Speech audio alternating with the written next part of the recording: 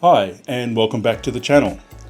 Go ahead and hit the like and subscribe buttons for me if you've ever bought a scale model kit solely on the recommendation of a scale modeling buddy and it's ended up in the room of doom. This video is going to be part 3 in the build series for the E-60 paper panzer. I'm going to be spending time here doing painting and weathering on the tracks. I'm not only going to be showing the specific methods that I use, but I'll show you all the products and how I use those and how I apply each of those to get the final result that I like to achieve. Let's get into it.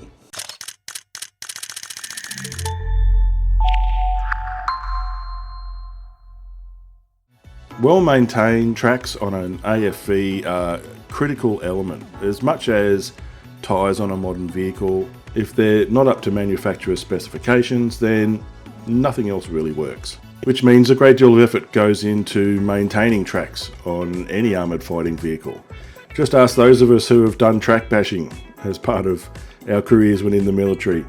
It can be a difficult and laborious exercise, but it's critical to maintaining the functionality of that vehicle. Okay, so moving on to the tracks. Here are all of the products that we're going to be using to get this process completed. Starting first with the AK metal burnishing fluid so that we can burnish the tracks. So in preparation for doing the burnishing, I've already soaked the tracks in white vinegar for about an hour. This process is to remove any oils or mold release agents that might be sitting on the tracks and gives us a clean foundation to start with. So the first step in burnishing the metal tracks will be placing the tracks into a plastic non-reactive container, and then I pour the AK metal burnishing fluid in straight. It is possible to dilute it, and AK do make mention of that on their website. In fact, they do say you can naturally weather and rust all white metal tracks, such as those by Fruilmodel, which is what I'm doing here. You can vary the effect using different dilutions and varying the lengths of soaking time. Now, in using this fluid over the last couple of years, I've done some testing myself and find you can dilute it with water, or you can vary the length of the soak period, and yes, definitely you'll get different results as far as the darkness or the rust appearance on the tracks. So worth having a go at this yourself. And then when you've got to the point where you think you have the result that you're looking for, pull the tracks out of the fluid, pop them onto some paper towel and dry them off. As you can see here, just after being pulled out of the burnishing fluid, they're definitely darker with a hint of a rust tone amongst it. And as we've dried them off, that colour has settled into what I'd class as a medium dark tone. There's a lot of variation in the surface of these tracks, which is really what I was looking for. So the next step will be pre-shading. There are two main reasons why I do this. The first is that it will cover up any areas of the burnished track that were not affected by the burnishing fluid. And the second is that it sets the colour and tone for the rest of the weathering that's yet to come. As I'm doing this, what I'm considering is the colour and tone that I want to use in weathering over the entire model, because there needs to be a consistency. So not only do I need to have colour on the tracks, but it's got to match to a degree what's going to be used on the hull of the vehicle as well. So often I would do this to the inside of the track as well, but as I never make two sets of tracks exactly the same, which is kind of a signature thing for me, I'll skip it here, and the reasons for that will become a little more evident later in this process. The next step is applying dry pigments. Now I know it can seem a little boring at times as it's a fairly repetitive process, but it's also the most important as it sets all of the colours and tones that we're going to use in the weathering for this model. Before I apply the pigments, I'm going to demonstrate how I make my own batches. This is another Michael Rinaldi pro tip that I've stolen from him. Don't think Mike's going to care too much. Weathering is all about adding age to the vehicle. In order to do that, it requires the application of various layers to achieve realism. And with dry pigments, we can make that process a little easier for ourselves. By batching several similar shades of colour together, we can then have a working group of predetermined colours as a tonal layer. This first group I'll call the light tones. Here you see me mixing 5 colours, all light tones, to make that light group. The power in this process is the fact that as a modeler, we get to determine ourselves what colours we're going to add into these groups.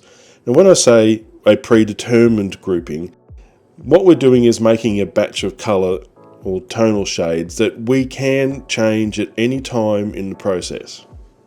To better explain that, if for instance I was weathering a model that was to be set in Russia, the soil types there would be darker than say North Africa.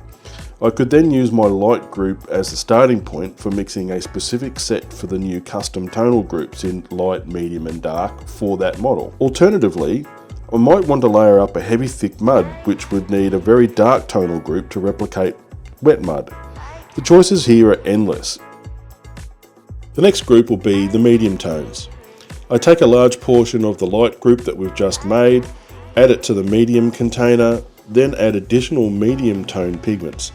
By creating the medium grouping in this way, I'm keeping a direct relationship between the tones by using some of the previous group into the new group.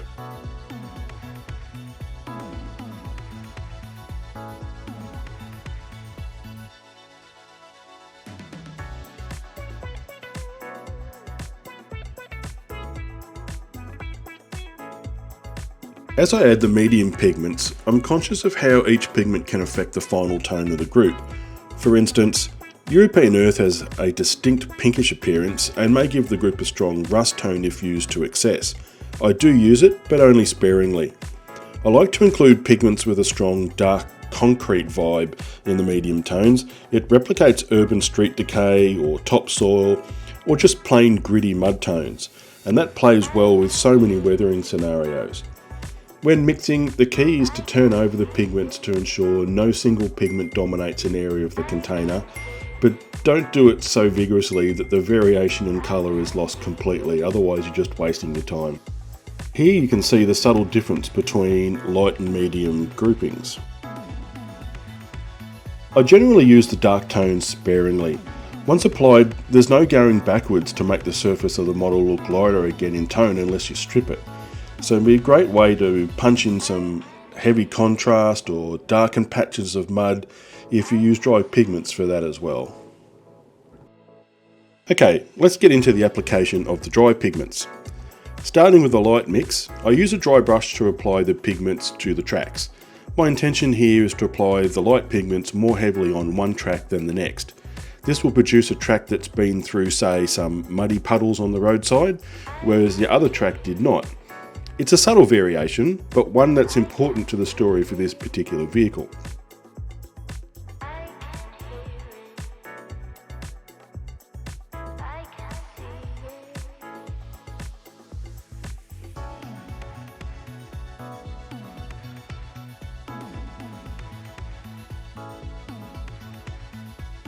To fix the dry pigments in place, I use Tamiya X20A thinner and apply it via a dropper. Crucially, I'm using the same thinner that I've used on the paint. This improves adhesion. Whilst it's fair to say dried pigments are not durable enough to resist our fingers rubbing over them, X20A will bind them strongly to the tracks. As the surface is still wet, I then apply more dry pigment before using a hairdryer to fully dry the track.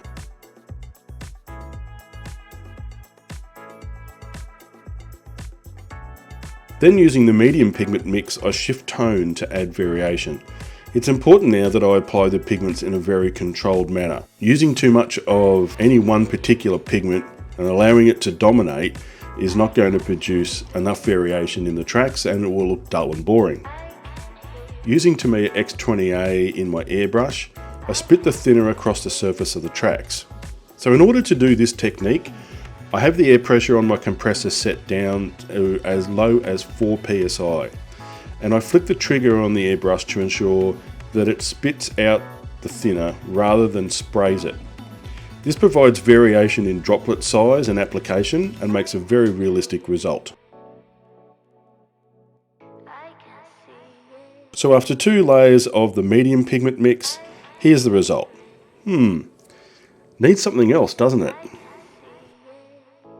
You can now see how I'm going to use the intensity of the dark pigments to really punch up the tonal variation of the dust and mud effects. By carefully applying them in a very controlled manner, I can highlight certain areas to provide interest in the weathering.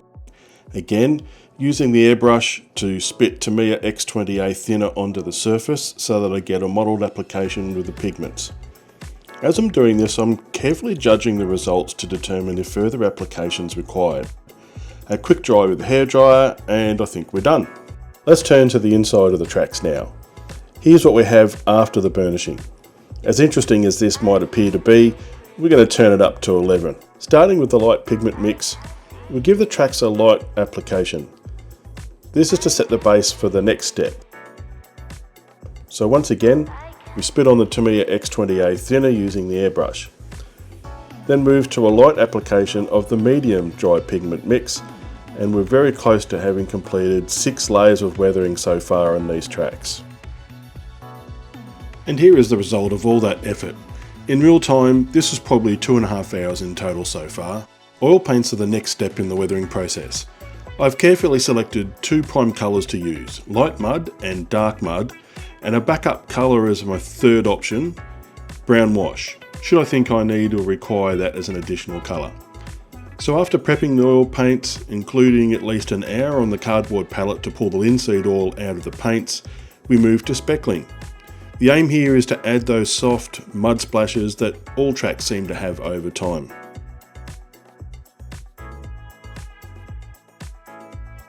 The next step is polishing the track guide horns. I use an old sanding stick because its surfaces have been worn down over several years and it won't tear away the pigments and paints, nor leave big gouges out of the metal tracks. Don't forget that both sides of the guide horns need to be done. It's the small details that are important. Turning the tracks over, I then do the same to the cleats. This again is one of those simple but important details, made all the better by the fact that these are metal tracks. If I was working on plastic or 3D printed tracks, I'd have to paint these surfaces, which is just another difficult step, and let's face it, the realism from metal tracks is just better, and yeah, I'm a bit of a track snob. And on to the final step of this weathering process. We're going to use a graphite pencil to polish the inside of the tracks. We can use any kind of graphite pencil for this process. The only tip I would have for you here would be keep it sharp so you can get in close to the track guide horns. Graphite is a perfect medium for this process as it very much looks like dark polished metal in this scale. You can also give it a quick polish with an eraser if you want to buff it to a higher shine. It's a simple step that often seems to be missed by many modelers. Well, there you have it. That's the weathering process on metal tracks for the E-60. So thank you for watching. If you've liked what you've seen, please hit the like and subscribe buttons. It really does help the channel a great deal if you can do that. And comment down below. I really like keeping in touch with subscribers, so please let me know what you're up to, thoughts, whatever you've got to say. It all helps. So we'll see you next Tuesday with the next episode on the E-60. And in the meantime, please keep building models and support your local hobby shop. Bye bye.